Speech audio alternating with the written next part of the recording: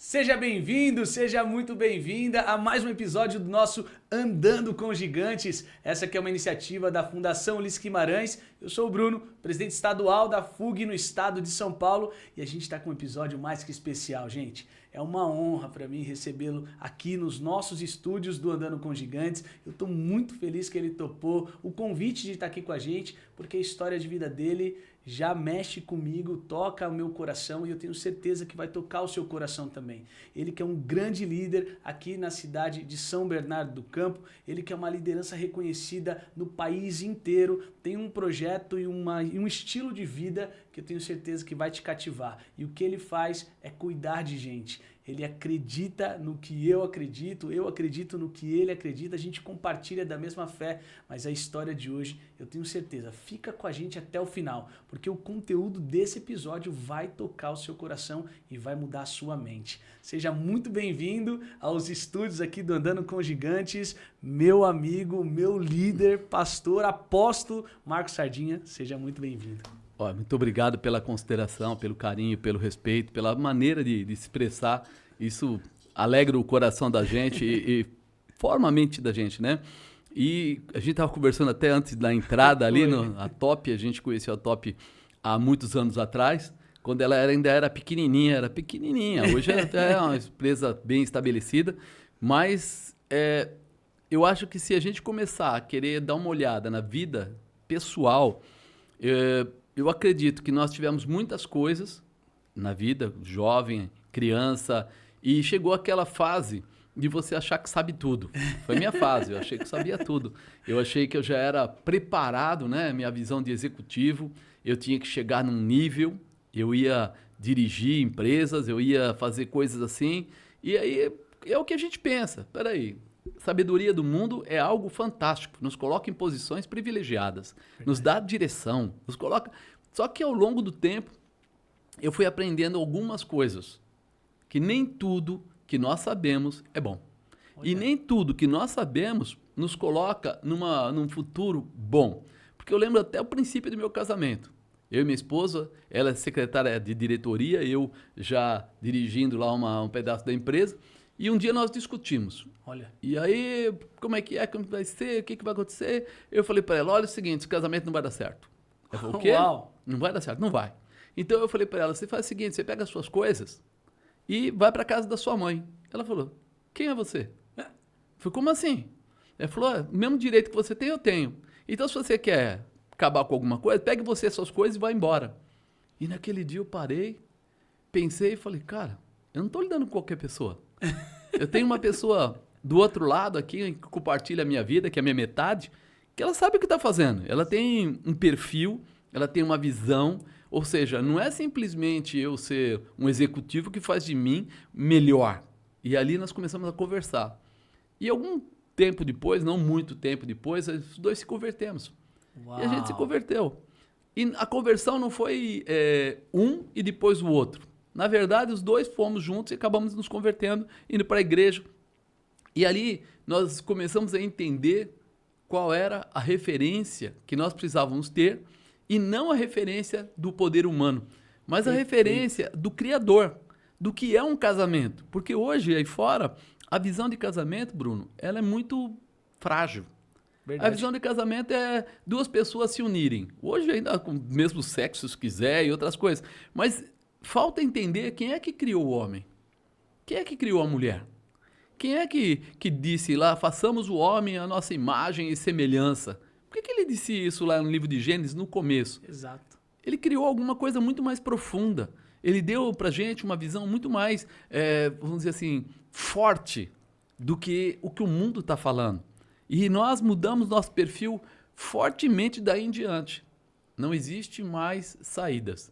Existem realizações. E começamos a andar em cima disso. Mas até aí, eu estava começando a conhecer o que é uma igreja. Estava começando a conhecer o que uma igreja faz. Mas eu ainda não tinha entendido o que Deus faz na vida da gente. Eu não quero me alongar muito, mas a grande verdade é que nós começamos a ser, vamos dizer assim, trabalhar pela obra de Deus de uma forma aberta. Simplesmente, vamos ajudar pessoas? Vamos. Então, o que a gente pode fazer? Puxa vida, quando a gente é do mundo, a gente faz festinhas para ajudar pessoas, a gente faz vaquinha para ajudar pessoas, a gente faz isso. Eu entrei na igreja e vi uma porção de pessoas com dificuldade. E eu falei para ela, o que a gente pode fazer para ajudar essas pessoas?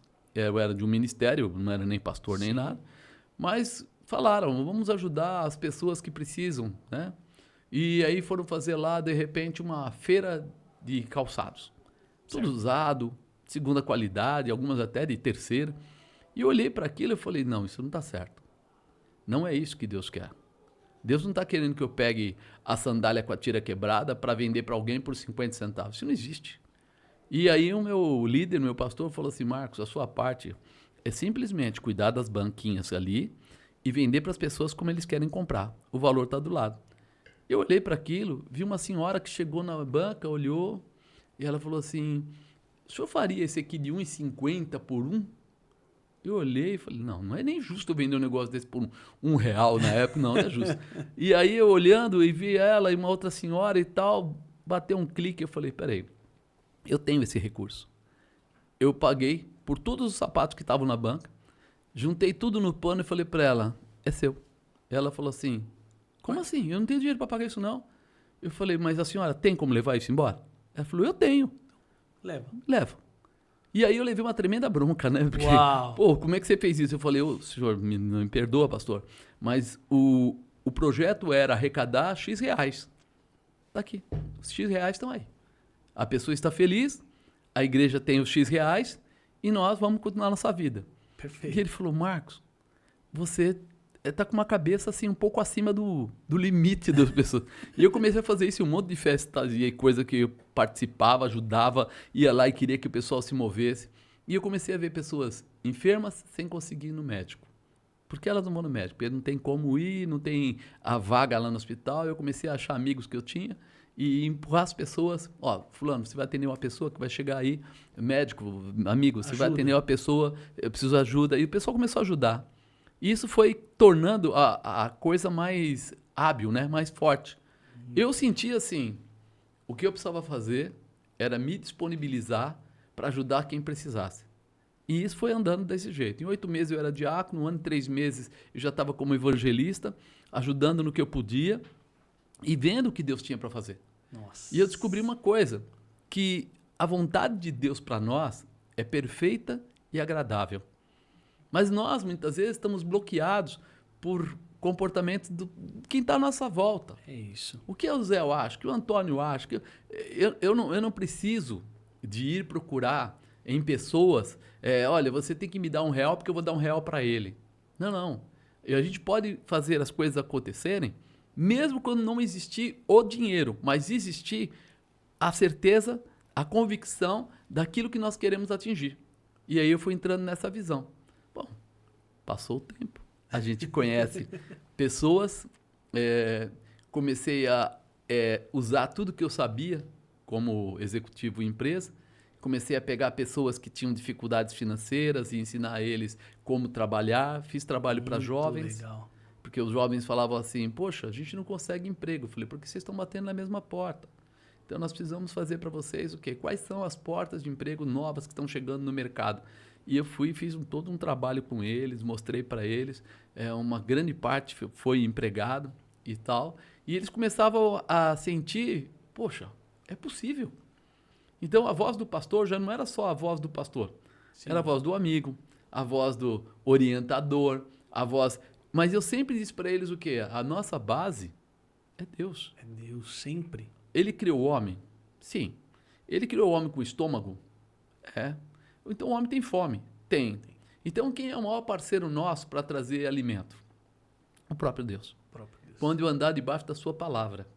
E aquilo começou a provocar situações que as pessoas chegavam, eu trouxe 1 quilo de alimento. Eu falava, pessoal, a gente não precisa de 1 quilo de alimento. A gente precisa de uma cesta básica. Perfeito. E eu preciso entrar na dimensão da cesta básica. Aí muita gente, lógico, na visão anterior, queria me ensinar. Não, você não pode limitar. Eu falei, eu não estou limitando ninguém. Junta 3 pessoas e compra uma cesta básica. Vai? E eu comecei a ir para cima dos empresários da igreja e, de repente, numa tacada só, foram 450 cestas básicas. Nossa. E eu mostrei para eles, falei, tá aqui. é de vocês, para vocês e por vocês.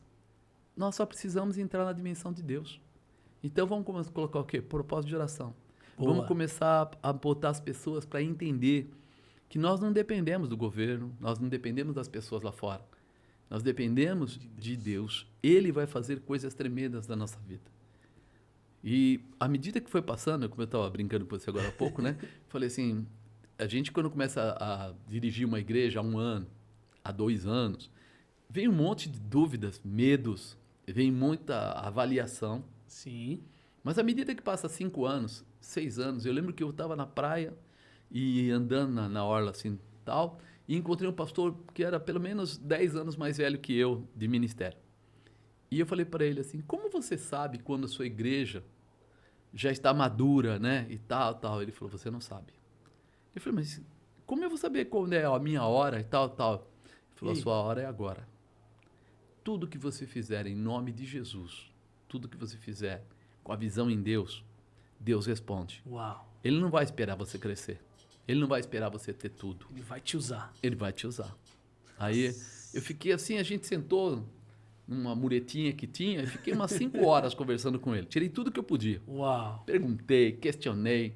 Ele falou assim, ele chamou de Sardinha. Sardinha, cara, tudo que você precisa, você já tem.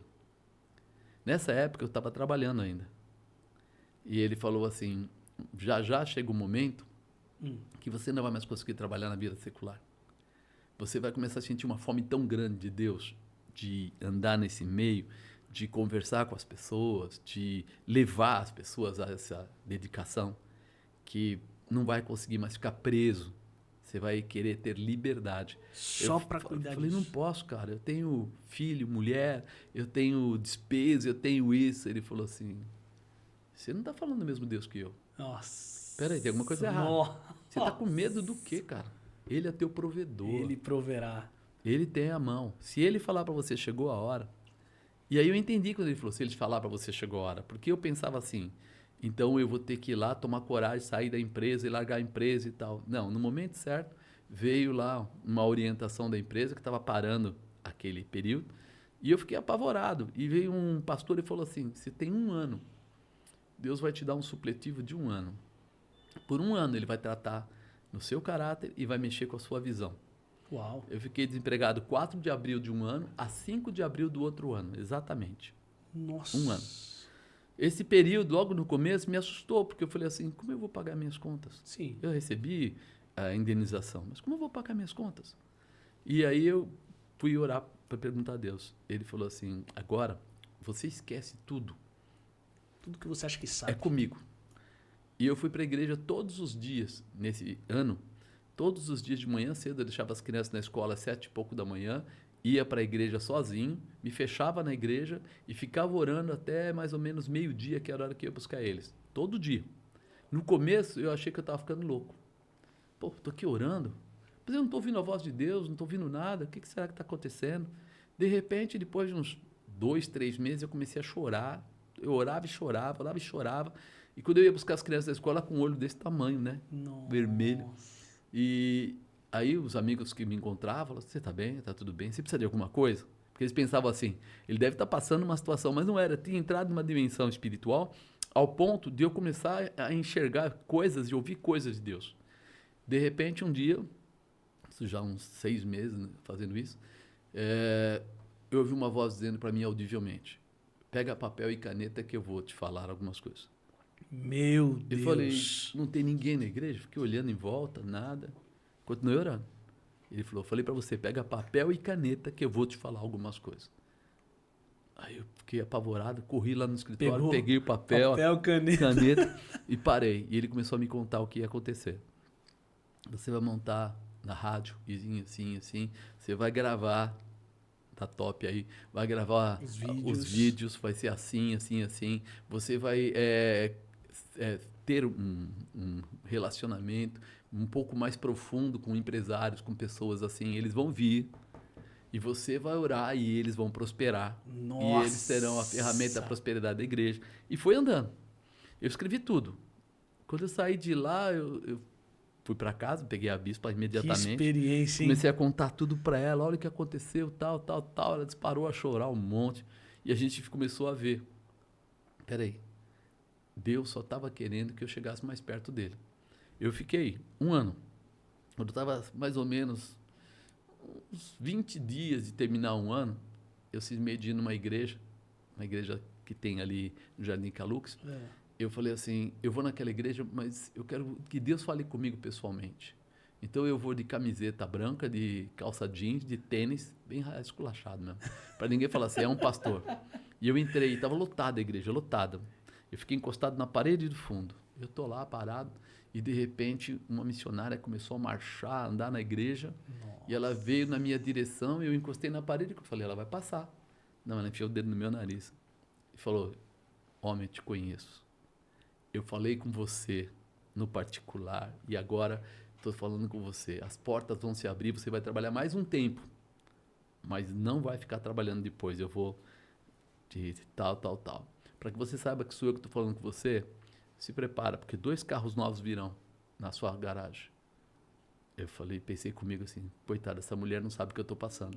Falta 20 dias, mais ou menos, para completar 1 ano e eu não tenho dinheiro para tudo isso, porque o dinheiro, graças a Deus, deu para tudo, a gente não passou apertado em nada. Mas eu falei, agora a coisa vai complicar. Nesses 20 dias, eu fui chamado por uma empresa do Rio Grande do Sul, que eu não conversei com eles, uma pessoa que me conhecia, indicou. Ele veio para São Paulo, me chamou lá na feira, na Ripasa, me apresentou lá e tal, e falou comigo, eu queria te contratar assim, assim, assim. Acabamos negociando a situação, e ele falou para mim, falou assim, ó, você tem direito a um carro. Pelo seu cargo, escolhe um carro. E aí eu fui na GM para escolher um carro, para reduzir. Quando eu cheguei na GM, que estou lá escolhendo o carro, aparece um rapaz, que eu conhecia ele da juventude. Aí ele passou, me deu um tapa nas costas. O que você está fazendo aqui, rapaz? Eu falei, você que está fazendo aqui? Eu falei, eu trabalho aqui, eu sou diretor da concessionária, diretor financeiro da concessionária. Eu falei, pô, eu trabalho numa empresa, eles me deram a condição de pegar um Vectra aí agora, tal, tal, tal, mas falaram que não tem o carro. Ele falou, para você tem. Eu falei, não, o cara falou que como o carro está saindo agora de novo, então vai levar pelo menos 3 meses. Não. Chamou um cara lá e falou, ó, eu quero... O que tem de carro aí? Ele falou assim, ó, tem, mas está com o nome de outra pessoa, tal. Cancela a nota. Que cor você quer? Tal, acertou tudo. Falou, amanhã à tarde você vai vir aqui, o carro vai estar pronto esperando por você. Nossa, vou te dar todos os opcionais extras como presente, porque você é meu amigo. Eu falei, cara, o que eu tinha que ir naquela concessionária em São Paulo e tal? Aí ele olha para a bispa e fala assim, e você? E ela falou assim, eu o quê? Seu marido vai sair de carro novo, você não? Ele falou, não, mas eu tenho um carro tal. Não, você vai ter um Corsa assim. Você gosta de azul? Gosto. Falou, mostra aquele catálogo. Mostrou tal. Falou, dá sua chave. Falou, avalia o carro dela. Faz não sei o quê, pá. Porque amanhã, quando você vier aqui, você já vai levar os 2 carros para sua garagem. Nossa. No dia seguinte, eu estava voltando com 2 carros zero para casa. Nem tinha começado a trabalhar praticamente. Aí eu falei assim, Deus tem o controle de tudo e Ele gosta de mostrar que Ele não depende de nós. Ele depende da nossa obediência. Exato. Nós sabemos quem Ele é. Eu sei que essa fase da vida foi, assim, aparentemente assustadora, porém, por outro lado, além de não faltar nada, tudo vinha de uma forma especial. Uau. E nesse período que eu tudo por causa da obediência e da busca. Eu volto a obedecer e Deus falou assim, eu vou levantar empresários na sua igreja. Eu falei, Deus, sim, porém o povo que eu tenho hoje não é empresário. São pessoas humildes, até eu oriento alguns. Então, o ministério já existia nessa época? Não era, nesse período não era ainda a Aliança da Paz. Estava entrando na Aliança da Paz, começando a Aliança da Paz. Ainda era a Assembleia de Deus. E eu estava indo para esse lado. Aí eu comecei a trabalhar as pessoas, mas assim, orando. Sim. O cara chegava lá, eu estou com um problema na empresa, assim, estou quebrado e tal. Não, vamos fazer uma campanha, vamos orar, vamos clamar e tal. E a pessoa começou a crescer, prosperar, o outro começou a crescer, prosperar. Quer dizer, o que Deus tinha dito para você, falando que você orasse, eles iam prosperar. Eles iam prosperar e começou. Começou de uma forma assim. Aí eu montei, na época, o Supere, que era, né, empresários em aliança. Sim. Depois tivemos que trocar o nome, porque eu não sabia que esse nome já tinha alguém que usava. E aí foi o Evolua. E hoje eu tenho vários empresários na igreja, mas todos eles foram formados através da fé. Nossa, através... transformados. Tem um dos meninos lá, dos irmãos, né? Hoje, homem, né? A gente chamava de menino. Eu estava jantando depois do culto, ele sentou do meu lado e ele falou, eu vim aqui que eu tô com um problema. Eu falei, o que foi? Ele falou, a casa caiu. O que é a casa caiu? O que você está querendo me dizer? Ele falou assim, significa? Você sabe, minha mulher está grávida de segundo filho, eu comprei um apartamento novo, assim, assim, assim, e bem agora, eu tinha trocado de empresa, essa empresa nova, os alemães estão recolhendo a empresa, ou seja, vai fechar. Nossa. E eu sou autônomo. Como é que eu vou pagar todas essas contas? E aí o Espírito Santo falou assim, dá um glória a Deus bem alto. Eu peguei e falei, glória a Deus, malandro, que coisa abençoada. Ele falou, eu acho que o senhor não entendeu a minha explicação. Eu falei, quem não entendeu foi você. Deus está mandando dizer que esse negócio é seu. Essa empresa vai embora para que abra um espaço para você. Você é o novo dono dessa empresa e tal. Ele falou, não. Eita fé! Não existe espaço. Eu falei, eu não estou falando de espaço. Porque a máquina nova custava 3, 4 milhões de dólares. Sim. Eu falei, não estou preocupado com a máquina. Estou preocupado com os clientes. Você é o cara que atendia parte dos clientes. Aí ele voltou, foi para casa, chorou um monte, voltou no dia seguinte. Falou, eu pensei no que o senhor falou. Mas como eu vou fazer isso? Falei, do jeito que você está falando. Vá até quem vai ser o seu sócio lá, na manutenção, na produção. Já conversa com eles, tal, procura a empresa, faz uma proposta de atender. E hoje ele tem a empresa, só para resumir, essa empresa deles é muito próspera. Uau. Ele abriu uma filial em Minas, perto da Uzi Minas, que é maior do que a que está aqui. E ele falou assim, tem uma outra empresa que foi constituída através desse mesmo projeto. Então, ele fala assim, aquele dia foi uma loucura. Eu falei, é isso que Deus quer da gente. Que a gente entenda que Ele é o Senhor. Aí o restante vem. Não é pelos olhos humanos. Não. Se for pelos olhos humanos, a gente para tudo. Faz nada. Nada. E quando Deus tirou definitivamente eu da empresa, eu comecei a ficar só na igreja e a coisa começou a andar nesse sentido, muitas vezes a gente ficava preocupado. Sim. Como é que vai ser? Tem custo. Claro. Tem tudo. Mas é uma coisa assim tão absurda que eu brincava, né? Eu falava assim, bom, meu irmão mais velho, ele não é convertido ainda. Então ele fala assim, você acredita muito. O que é isso, Marcos? Você está acreditando demais. Eu falei assim, calma, cara, Deus cuida de tudo. Ele cuida do carro, ele cuida das coisas pessoais, ele cuida da família. Eu só preciso entender que eu tenho que estar ligado nele. A minha dependência está em Deus. É em Deus. Quando eu entender isso, o restante vem. E aí ele falou para mim assim, vai nessa sua visão. Eu quero ver como é que vai ser no futuro. Eu falei, a mesma coisa. Deus não muda. Ele era, ele é. Ele sempre será, ele vai cuidar. Vai cuidar. Só que o tempo foi passando e ele foi vendo. Pô, o Marcos não dependeu de mim, não precisou de ajuda minha. Sim. Ele tocou a vida dele, ele continua. Eu viajo para fora muitas vezes, para lugares e tudo. E ele começou a perceber, peraí, da onde vem tudo isso? Então, ele vira e mexe, ele faz perguntas. Olha. E eu explico para ele. Falo, cara, é a graça. Você não é obrigado a fazer o que eu faço. Mas você precisa acreditar em quem eu acredito. Porque só Ele pode mudar a nossa história. Só Ele, e aí é o que diz, né? Deus faz isso para que as pessoas possam olhar e dizer, Deus é na vida dele. Você comentou, né? Você conhece o apóstolo Estevão, você conhece Sérgio Lopes, você conhece... Eu conheço muita gente do passado mesmo, por tudo que a gente já passou, por lugares. Mas eu falo assim, Deus tem uma metodologia tão diferente que a gente não entende. Um dia eu estava no litoral, na praia, no apartamento da praia, o tempo estava ruim até, estava dentro de casa, eu, a bispo, as crianças, e de repente tocou o telefone, Bispo Carlinhos. Aí eu nem conhecia o Carlinhos. Aí aqui é Bispo Carlinhos, tal, não sei o quê. Eu falei, oi, tudo bem, tal, como é que você está? Ele falou assim, o apóstolo está montando a estrutura da SIAG, que antigamente era SIAB. SIAG. Até era SIAB, né, que é do Brasil e tal. E ele falou assim, e ele mandou te convidar para ser um dos vice-presidentes. Olha. Eu falei assim, eu não tenho tanta amizade, tanta proximidade. Eu converso com ele, mas não tenho. Ele falou, olha, cara, eu não vou entrar nesse meio. Ele é grande e você é grande. Ele está dizendo isso, então vocês resolvam, né? Aí eu falei assim, diga que eu vou orar. E eu fui orar. E aí Deus falou assim, não, é para aceitar. É um trabalho em conjunto e tal. Aí fui para a rádio deles, fiz todo o trabalho que fazia com eles. Mas eu vi depois que aquilo foi o amor de Deus, a misericórdia de Deus. Claro. Por quê?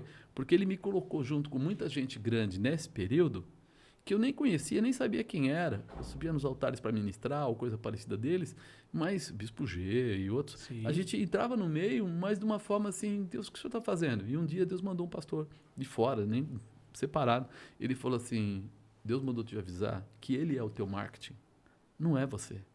Não fique preocupado quando você acha que você é pequeno, quando você acha que tem pessoas que são muito maiores que você. Não se preocupa com isso. Não compare. Só faça. Fica na sua e faça. E foi assim que eu fui para a Bala São Paulo, pregar para 16 mil pessoas durante 4 anos seguidos. Foi assim que a gente esteve na Marcha para Jesus lá e de repente eles pediram, vai lá na frente. Eu nunca tinha visto tanta gente, cara. Eu olhava assim, não enxergava as últimas pessoas. Falei, o que é isso, né? E só ouvia aquela voz, eu sou teu marketing. Olha, Você pode não existir, mas eu em você faço você existir. que lindo. Então, foi uma mudança Forte demais. aqui Nossa. dentro. Por isso que eu comecei a trabalhar, não mais assim, eu não me preocupo quem é você na igreja. Eu me preocupo o que você quer na igreja. Se a pessoa chegar lá e tiver um problema e quer oração, eu oro. E se for no final do culto, também. Se for no começo, oro também. E se ele precisar conversar, a gente conversa. Existe uma liberação, né? E eu não faço restrição ou acepção. Por isso, se você procurar lá, de repente, eu fui premiado lá na Assembleia Legislativa em São Paulo, acho que 4 anos seguidos, com os pastores, tal, ganhei diploma, aquela coisa toda, pelo trabalho que eu desenvolvo. Em São Bernardo, por 2 anos. E as coisas vão acontecendo, e você fala, o que está acontecendo? Não sei. Alguém faz isso que você falou. Exato. Alguém vai lá e fala, olha, esse cara aí, ele tem lutado por isso, por isso, por isso. Então, separe o nome dele, porque ele... Aí você fala, mas eu não pedi nada disso. Né? O Luiz Fernando e outros, né, que estão por aqui, a gente fala assim, o que aconteceu? Não sei. Um dia, encontra, ora, Exato. Deus revela alguma coisa, fala alguma coisa. E eu nunca me aproveito disso. Nunca, em lugar nenhum. Posso estar aqui, posso estar em São Paulo, posso estar lá no Tarcísio, posso estar em qualquer lugar. Para mim, eu respeito as autoridades. Sim. Sou responsável pelas palavras que eu falo, então não falo qualquer coisa. Sim. Mas eu vejo que todo esse tempo, Bruno, que a gente está vivendo e passando, a gente perdeu muita coisa pelo caminho, porque as pessoas começaram a olhar para si mesmo, não olhar para o que Deus quer dar para ele. O que Deus quer colocar nas mãos das pessoas. Quando uma pessoa precisa invadir uma terra, é porque ela não sabe quem ela é. É como quando eu preciso roubar, Sim. quando eu preciso pegar um dinheiro que não é meu, é porque eu não sei quem eu sou. Exatamente. Porque se eu sei quem eu sou, não vou fazer isso. Não vou. Isso não tem espaço na minha vida. Mas por que não tem espaço? Porque eu tenho um provedor. Eu confio em Deus. Exato.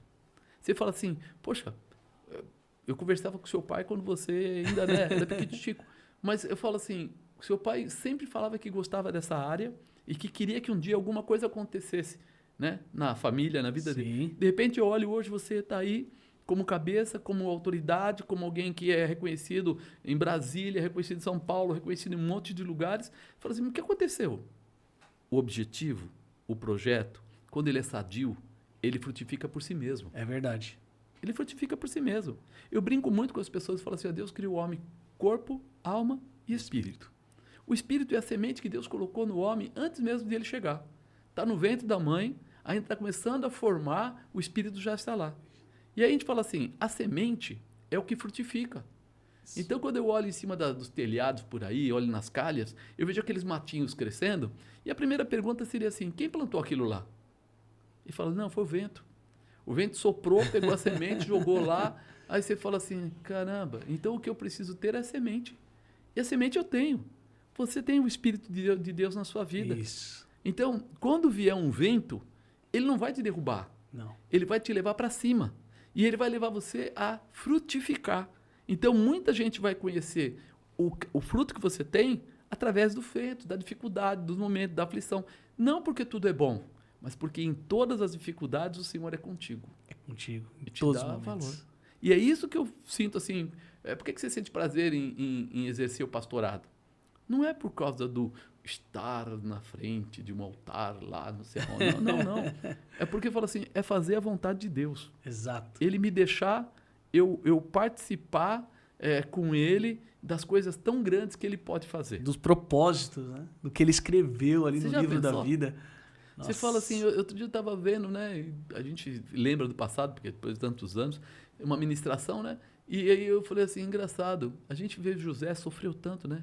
José teve uma aflição, poxa vida, ele teve 2 sonhos, os 2 sonhos, ele ia ser o líder e tal. De repente os irmãos dele pegam ele, joga na cisterna, depois pega ele, vende para os ismaelitas, depois pega ele, o ismaelita vende lá para Potifar, mas ele continua na posição dele. Exato. Administrador de Deus na casa de Potifar.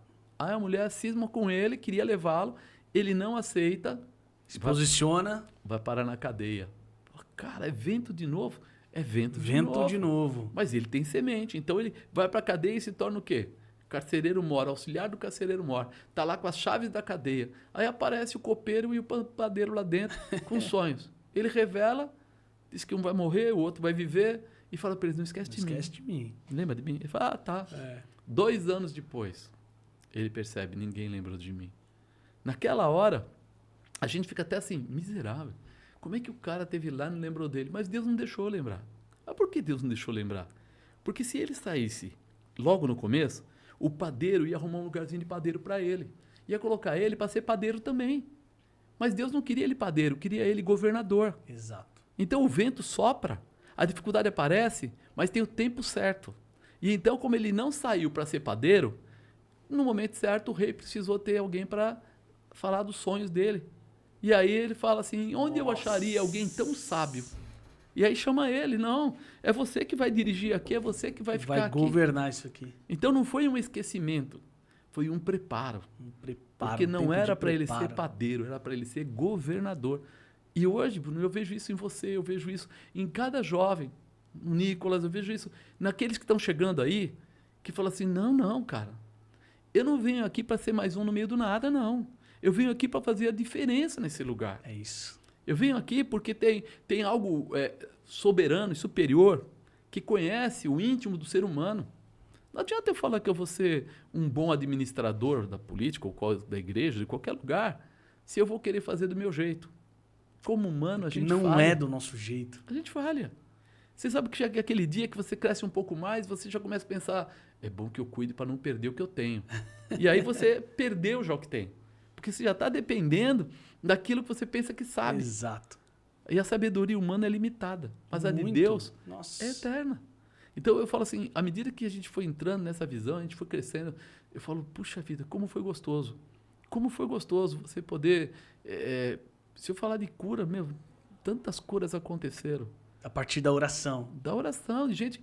Um dia eu fui pregar nessa Bala São Paulo, e eu estava lá e de repente o púlpito tinha 3 metros. Nossa. E estava um movimento, aquele tudo, eu desci para orar pelas pessoas, os pastores auxiliares estavam junto, e de repente um rapaz com 2 muletas veio atrás de mim assim e bateu nas minhas costas. E eu virei, ele estava mais baixo, porque ele não conseguia ficar de pé direito, e ele falou assim, eu quero ser curado. Eu falei, você quer o quê?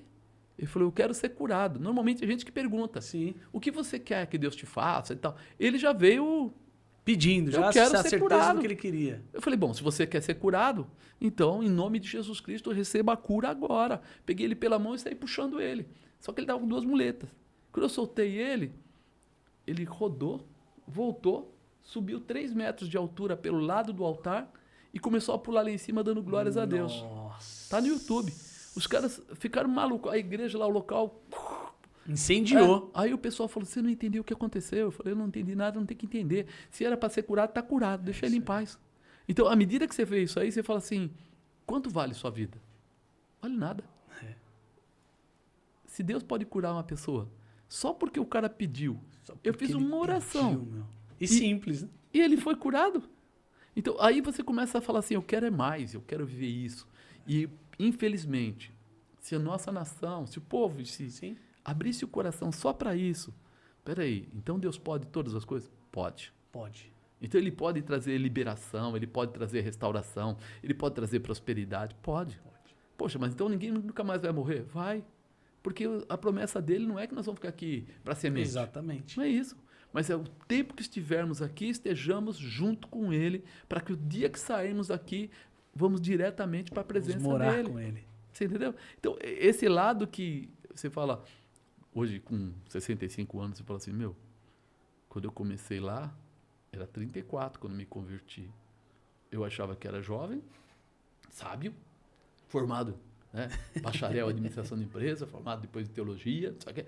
Eu sei muito. E eu fui descobrindo, cada dia eu descobri que eu não sabia nada. Que quanto mais eu achava que sabia, menos eu sabia. Por isso que quando a gente vai encontrar as pessoas, a gente tem que ir muito de coração aberto. Deus, seja feita a tua vontade, não a minha. Porque a minha, ela é limitada. A sua é perfeita. Exato. O Senhor ajuda, o Senhor cura, o Senhor restaura, o Senhor transforma, o Senhor faz coisas impossíveis. Fantásticas. Então, peraí, é no Senhor que a gente tem que estar posto. E é isso que eu gostaria muito, que hoje a gente conseguisse levar para os professores. Pessoal, você é professor? Sou. Você vai ensinar uma criança. Você vai cuidar da base do negócio. Ela vem pura. Hoje ainda alguém colocou na internet uma criança que primeiro ficava sem iPad. E ela gostava de brincar com bola, de mexer com passarinho, de fazer uma opção de coisa. Depois arrumaram uma metodologia mais prática para cuidar de criança, deram um iPad. Aí estimula o cérebro da criança, a criança fica agitada, daí em diante, quando tira o iPad dela, ela sai dando chute em todo mundo, Uau. brigando com tudo, porque ela está agora condicionada. Então, peraí, isso mostra que existe uma condição de condicionar as pessoas. Sim. E o que eu vou fazer?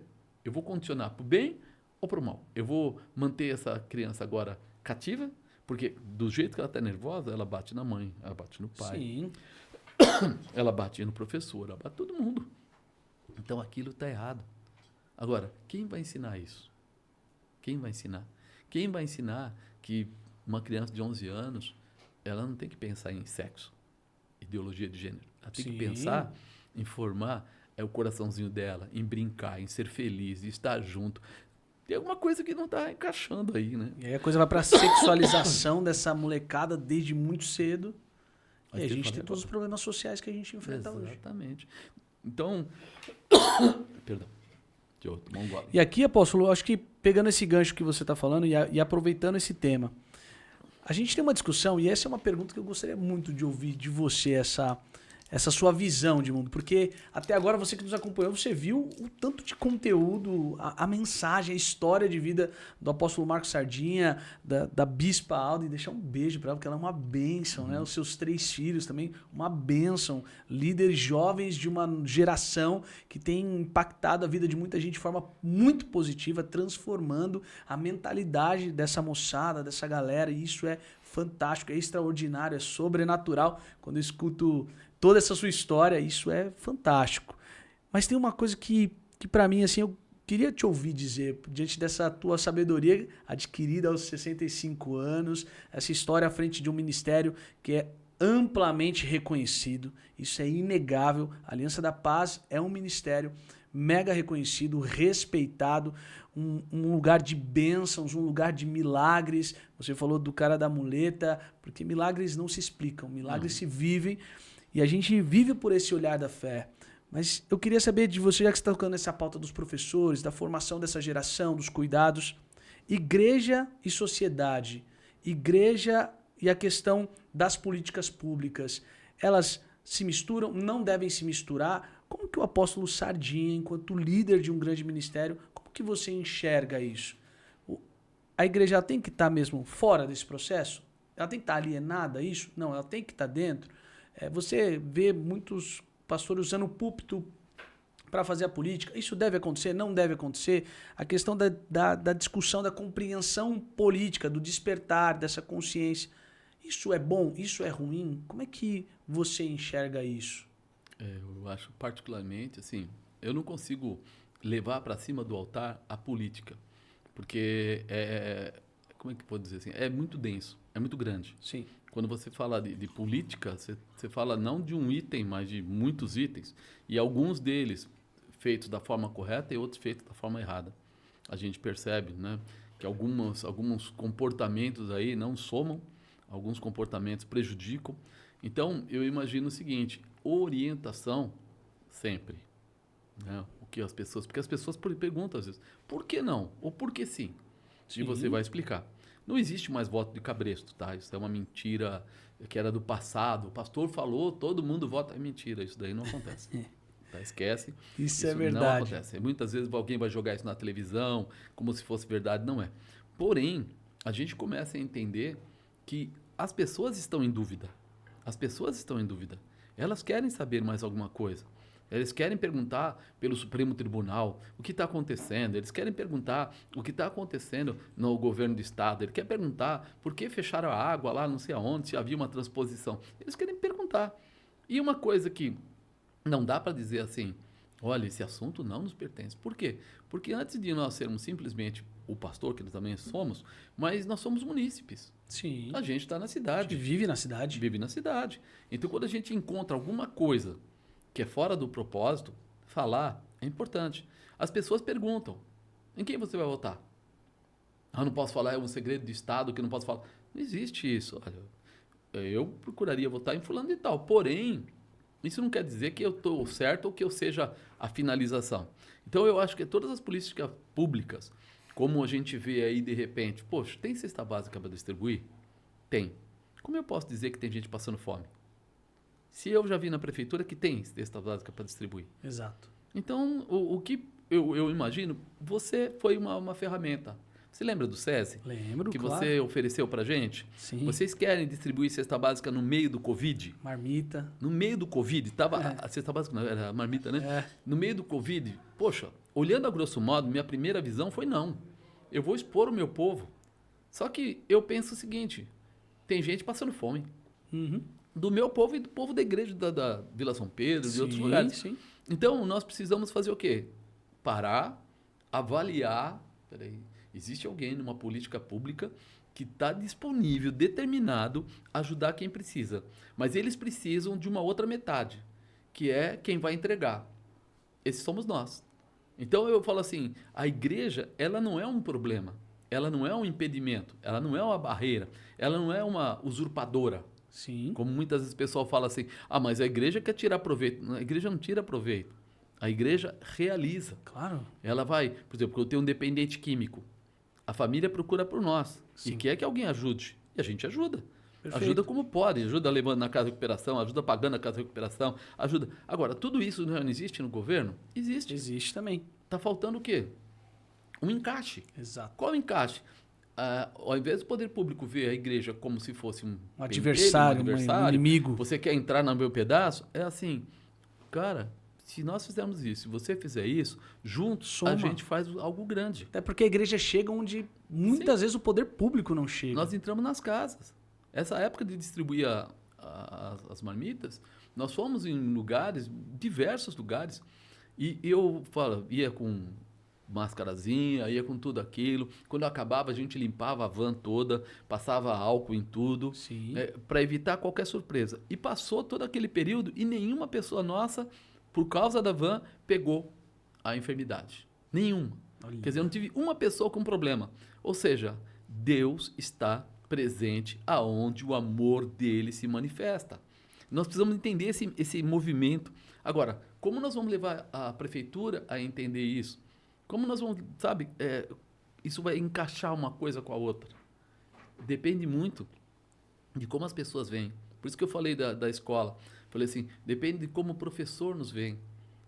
Eu fiz muito trabalho em escolas mostrando a dependência química. Perfeito. Então eu tinha um grupo que ia nos lugares, era o grupo Salva-Vidas, depois foi Resgate, a gente ia no lugar e ministrava no pátio da escola estadual, Sim. ali no Belita, aqui mesmo ali perto do Pedra e tal. Nós íamos lá e falávamos. E incrível, no começo o pessoal ficava meio bravo com a gente, meio assim. O chefe do tráfico na região fez a gente ir lá falar, pedir autorização para ele, sem problema, vamos pedir autorização. Fala, cara, desculpa se eu estou entrando no seu pedaço, mas minha ideia não é essa, minha ideia é que tem criança participando das drogas que estão dependentes e não tem como e tal, tal. O cara falou Pesado. assim, eu te libero, vai embora. Pode ir lá fazer. Pode fazer. E aí colocaram gente olhando a gente, tal, mas eu encontrei gente com 9 anos de idade usando a cocaína, eu encontrei 11, gente com maconha, e a gente atendia todo mundo. Perfeito. Agora, nós estamos lá à disposição. Então, todo esse trabalho que hoje, né, nós falamos assim, puxa, por que não? Por que alguém que paga o imposto dele, que vai numa igreja, não pode falar nada? Por que eu não posso ser a favor, né, de alguma coisa ou contra alguma coisa, não importa o que seja, Sim. se eu também tenho tanto direito quanto tem os outros? Claro. Mas você está na igreja. Hoje, quase metade da população é cristã. Exato. Como é que eu vou falar assim, só quem não pode falar é cristão? Isso não existe. Entendeu? Então eu falo assim, peraí, se cristão não precisa pagar imposto, tudo bem. Vocês não precisam pagar imposto? Tá, então, gente, não tem problema. Se nós cristãos já temos tudo que nós precisamos, tá bom, então a gente não vai falar nada, mas não é verdade. Não é verdade. Você tem que trabalhar, você paga imposto, imposto de renda, imposto de 500 mil coisas, Tudo. você tem... Né? Um amigo agora vendeu a casa, quando ele foi ver lá, tinha quase 40 mil de imposto para pagar, ele ficou apavorado. O que aconteceu?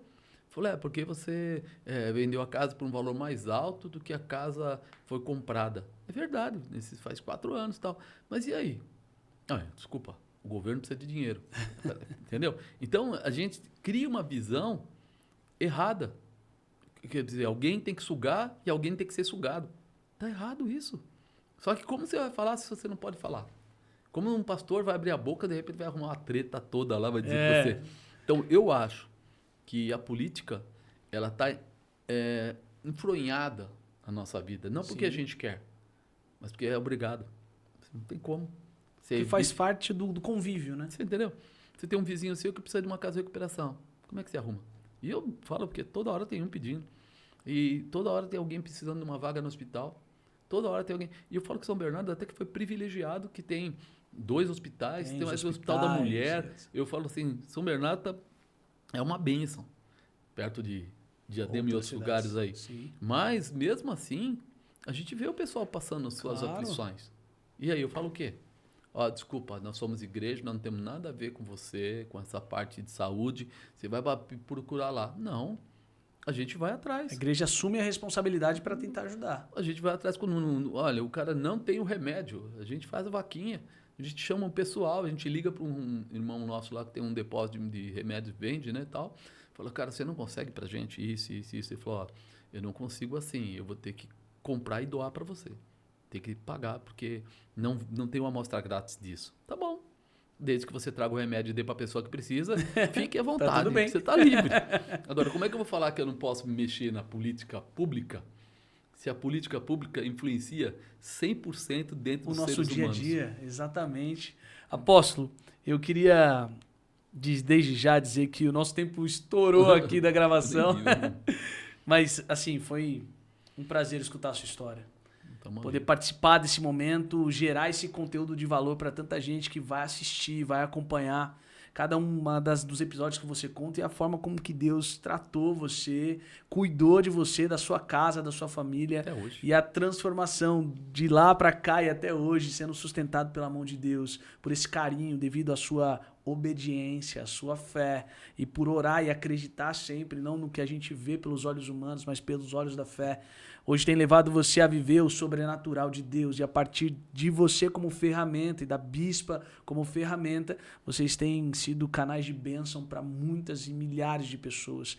E eu fico muito feliz em poder receber alguém com essa envergadura espiritual, dessa liderança que você é. Eu fico muito feliz de verdade. E aqui quero colocar a Fundação Luiz Guimarães à sua disposição.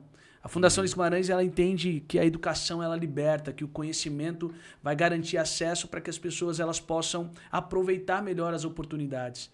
E a FUG tem a educação como pilar. Você falou de professores, é exatamente no que a FUG acredita. A educação como coluna vertebral, como pilar para a gente falar da educação do futuro. Como é que serão as escolas do futuro? Como serão os educadores? Quais serão as posturas, as ferramentas, a infraestrutura? Pensar a educação do futuro. Algo que você falou e é muito forte. Hoje a gente está vendo várias igrejas montando escola. Várias igrejas montando escola. Olha que legal. E mesmo assim, segundo a lei, que a gente conversa com eles falam assim, os caras estão tentando travar até mesmo de não ter, vamos dizer assim, religião dentro da igreja. Agora, como uma igreja cristã, né, vai montar uma escola, mas não vai poder ter a liberdade de pregar falar o que acredita. Isso não existe, né? Então, hoje, e é uma coisa muito interessante, você me fez eu lembrar aqui, que algumas escolas aqui em São Bernardo, Shaddai e outras, Sim. tem muitos alunos que não são evangélicos. Exatamente. E aí um dia perguntaram para um dos pais, você sendo espírita, como você coloca o seu filho numa escola evangélica? Qual foi a resposta? Eu quero o bem do meu filho. Uau! Eu não quero que ele sofra o que está sofrendo na escola lá, na estadual, não sei aonde, não sei aonde, não sei aonde. Aí você fala assim, peraí. Alguém que é de outra religião prefere colocar o filho dele Uma junto escola com evangélica para exatamente ser tratados de uma forma adequada. Exato. Então, é isso que nós... É isso que todo pai e mãe quer. Que eu falo assim, eu acho que é um pleito que deveria ser defendido, que seria isso. A escola cristã, a escola evangélica tem liberdade de ensinar o evangelho de Cristo. Até porque o ensinar o evangelho, e eu, Bruno, aprendi a entender isso, apóstolo. O evangelho ele te traz princípios. E esses princípios milenares, porque assim, a Bíblia existe há mais de 2000 anos. É um livro que dele muitos outros hoje existem. E esses princípios milenares estão ali exatamente para isso, para você construir na mente e no coração dessa geração princípios e valores que depois serão inegociáveis. Teve um dia que o Tiago Brunet falou uma coisa muito interessante. Ele estava junto com uma pessoa e ele fez as perguntas para a pessoa. Né? Desejar a mulher de próximo é certo ou é errado? Não é errado. Errado. Pode. Matar? Não. Errado. É errado. Roubar? Não sei o que lá. E ele, na verdade, ele pegou os 10 mandamentos, colocou uns 7 mandamentos e todo o cara falou, lógico que está certo. Se isso está certo, por que não pode ser uma regra de fé e prática? Exatamente isso. Aí o cara ficou assim e tal, e o cara não era evangélico. Aí ele falou, não, mas eu acho que tudo isso está certo. Eu falei, exatamente. Quando a gente olha para o que está falando, está certo. Quando a gente fala, isso está na Bíblia, o cara fala, não, está errado. Não, ou está certo, ou está errado. Exato. E aí o cara falou, não, está certo. E isso precisava ser debatido realmente, todo órgão aí, para que não houvesse alguém que vai mexer, de repente, com a saúde pública, mas bate nessa porta. Alguém vai mexer, vamos falar a parte da educação, mas bate nessa porta. Cultura. Cada vez que colocaram o cara nu, não sei o que, toca. Exatamente. Você fala assim, querido, tem alguma coisa aqui podre no reino, como diz, está precisando ser restaurado. Então, é nesse sentido. Eu tenho 3 filhos, 3 meninos, casados. Filhos. Esses 3 filhos, eles são 3 pastores. Os 3 são pastores. Um, hoje, já cuidou de jovens, adolescentes, hoje cuida de casais. O outro cuida de jovens aqui. E o outro cuida de jovens lá em Ohio. Aí você fala assim, de outra igreja, não é da nossa. Mas Sim. eu falo assim, como eles conseguiram passar a vida deles sem bebida, Sem drogas, sem prostituição. Como eles conseguiram fazer isso? Exato. Eu não agarrei ninguém pelo pescoço. Não forçou ninguém a nada. Eu não falei assim, ó, você não vai. Não. Eu simplesmente fui dando para eles as orientações que a palavra de Deus dá. E dizendo para eles, andar com Deus é uma escolha. Você quer? Quero. Então, com ele funciona assim. Tem que ter esse nível de disciplina. Acabou. De obediência. Então, é só isso aí. E eu queria muito deixar isso à sua disposição, apóstolo, a todo o ministério, porque além dessa questão da educação do futuro, a FUG ela entende a educação como ferramenta de inclusão produtiva, para a gente pensar as profissões do futuro, porque, como diz o deputado Alceu Moreira, presidente da FUG Nacional, as mãos não fazem aquilo que a cabeça não sabe. Uhum. E a educação como cultura de paz, para criarmos ambientes, espaços que no território que existe muita violência, a educação, atrelada à cultura, o esporte, a assistência social, possa criar esses ambientes de paz.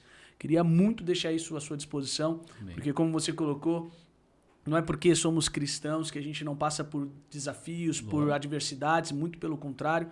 E a gente sabe que em São Bernardo do Campo e no país ainda existem muitas desigualdades.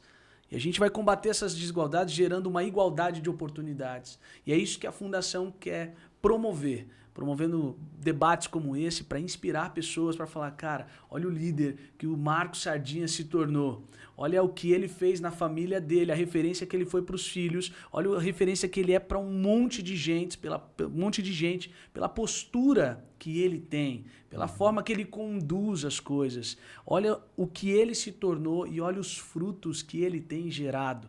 Por isso, eu acho que dá para a gente avançar cada vez mais e eu fico muito, muito feliz em escutar a sua história, conhecer mais profundamente pelas coisas pela qual você passou, este homem, líder, tanto espiritual quanto empresarial, na fé, que você é, não só para mim, para uma multidão de gente. Por isso eu queria te agradecer de verdade E te pedir um encerramento aqui, uma fala final, olhando para aquela câmera ali, uma mensagem de fé, uma mensagem de esperança, uma mensagem que as pessoas possam escutar ao final desse podcast e falar, cara, vale a pena, valeu a pena e vai continuar valendo a pena. O que você falou vale.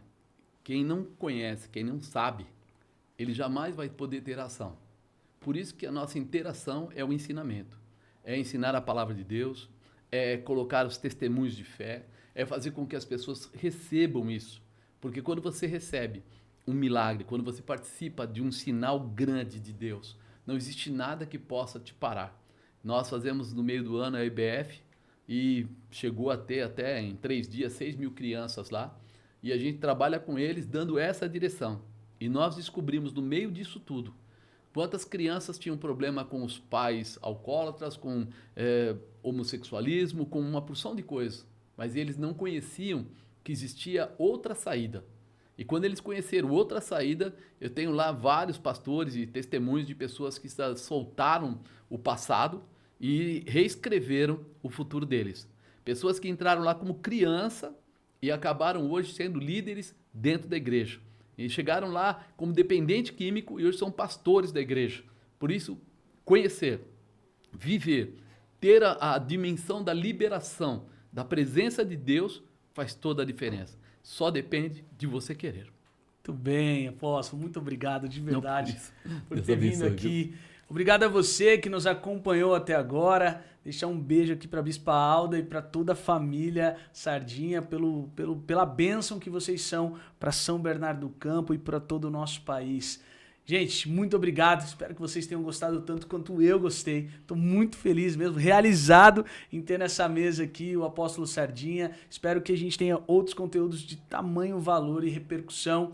E eu espero que você tenha gostado de verdade, ter conhecido a história desse grande líder, deste homem de fé e de uma história de vida de muito sucesso e de dependência de Deus. Que a gente possa aprender com a história dele também a depender de Deus para que os desejos do nosso coração, os planos que nós fazemos possam estar alinhados e entregues nas mãos de Deus. Amém. Acredite, vai dar tudo certo. Seja inspiração para alguém hoje e a gente se vê no próximo episódio. Valeu. Amém.